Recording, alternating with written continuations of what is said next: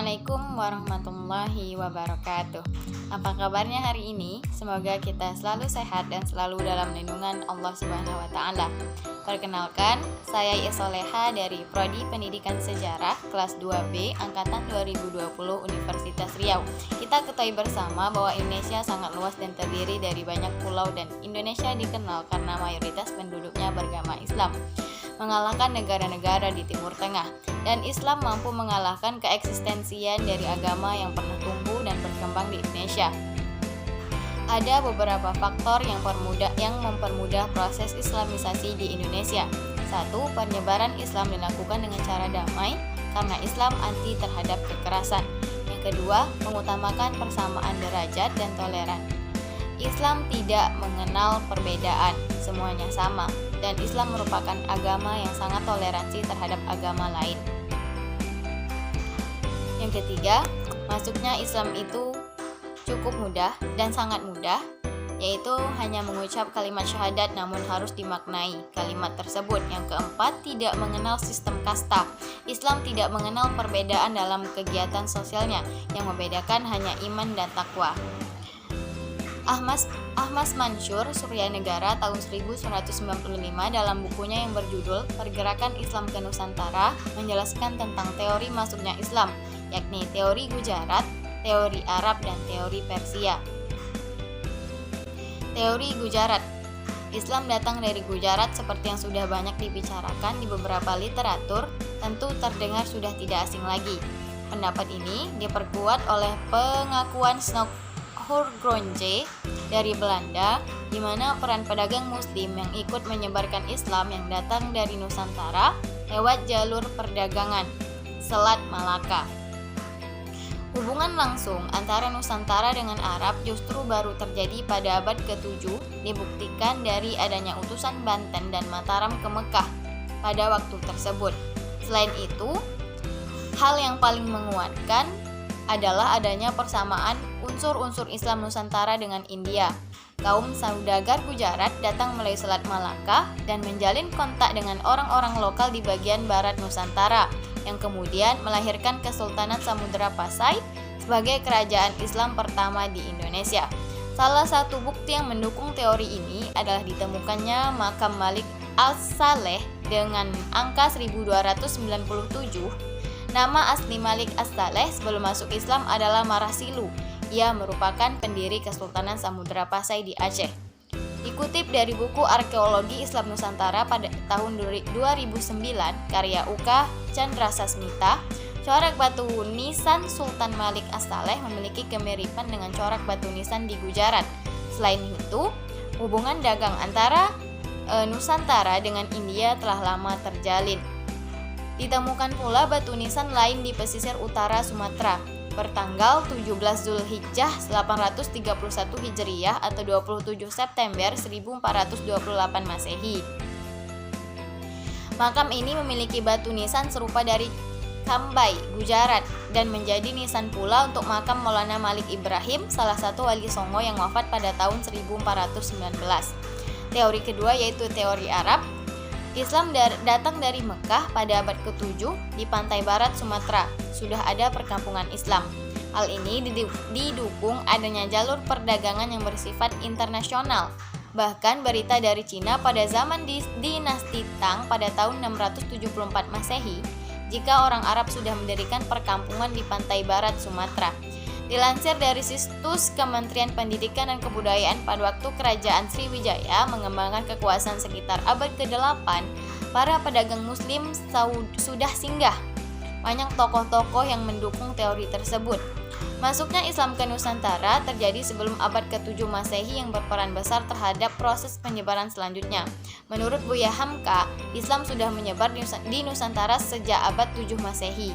Hamka dalam bukunya berjudul Sejarah Umat Islam 1997 menjelaskan salah satu bukti yang menunjukkan bahwa Islam masuk ke Nusantara dari orang-orang Arab. Bukti yang diajukan Hamka adalah naskah kuno dari Cina yang menyebutkan bahwa sekelompok bangsa Arab telah bermukim di kawasan pantai barat Sumatera pada tahun 625 Masehi di kawasan yang pernah dikuasai Kerajaan Sriwijaya. Dan di kawasan itu ditemukan pula nisan kuno yang bertuliskan nama Syekh Rukunuddin, wafat pada tahun 672 Masehi. Teori dan bukti yang dipaparkan Hamka tersebut didukung oleh T.W. Arnold yang menyatakan bahwa kaum saudagar dari Arab cukup dominan dalam aktivitas perdagangan ke wilayah Nusantara. Sebagian dari pedagang Arab tersebut kemudian menikah dengan warga lokal dan membentuk komunitas Muslim. Mereka bersama-sama kemudian melakukan kegiatan dakwah Islam di berbagai wilayah di Nusantara. Teori ketiga yaitu teori Persia. Islam datang dari Persia. Pada teori ini, Islam dinyatakan masuk dari Persia sekitar abad ke-13 Masehi. Diungkapkan karena adanya kesamaan budaya yang dimiliki oleh beberapa kelompok masyarakat Islam Nusantara dengan Persia. Dalam buku Sejarah Islam Nusantara pada tahun 2015 karya Michael Lavan, sejak awal Masehi para penguasa kawasan barat Nusantara berbagi budaya istana Tang bercorak India dan mendapat keuntungan dari kehadiran para pedagang asing. Karena Asia Tenggara berada di persimpangan dua zona perdagangan kuno yang penting. Pertama, meliputi Samudra Hindia, sedangkan yang lain menyusuri Laut Cina Selatan. Kerajaan-kerajaan di Asia Tenggara paling awal berasal dari berbagai catatan berbahasa Cina yang merekam kedatangan para utusan dengan nama-nama yang identik dengan nama Muslim. Dari arah lain, memiliki laporan-laporan berbahasa Arab mengenai rute pelayaran dari Teluk Persia ke pelabuhan-pelabuhan Cina Selatan dengan titik tumpu di Selat Malaka. Di sana para kapten menunggu perubahan angin monsun untuk membawa mereka melanjutkan perjalanan atau kembali pulang.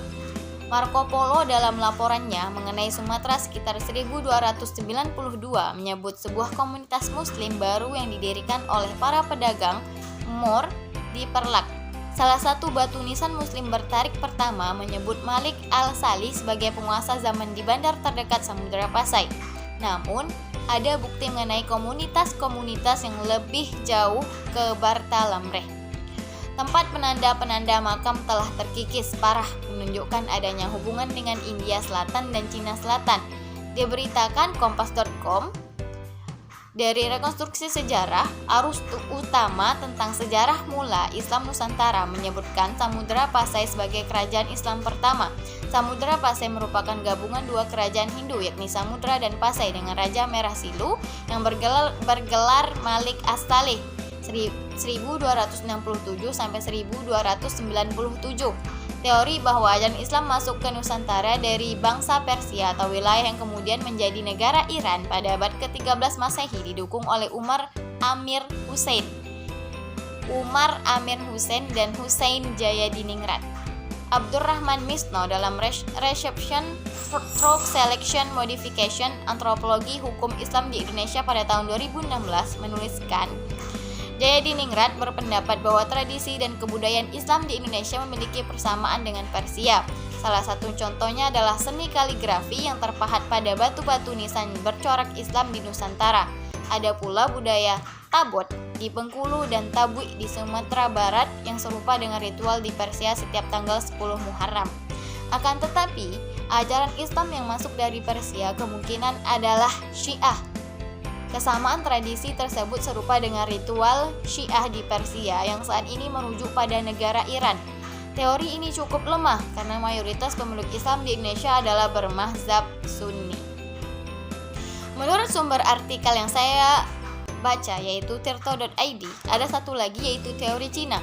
Penyebaran Islam di Indonesia juga diperkirakan masuk dari Cina.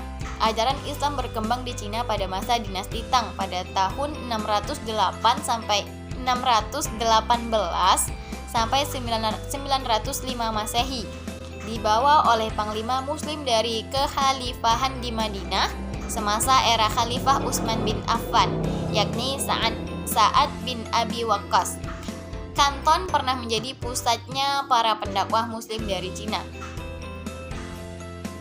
Jean Aberli 2004 dalam buku Islam in China menyebut relasi pertama antara orang-orang Islam dari Arab dengan bangsa Cina terjadi pada 713 Masehi.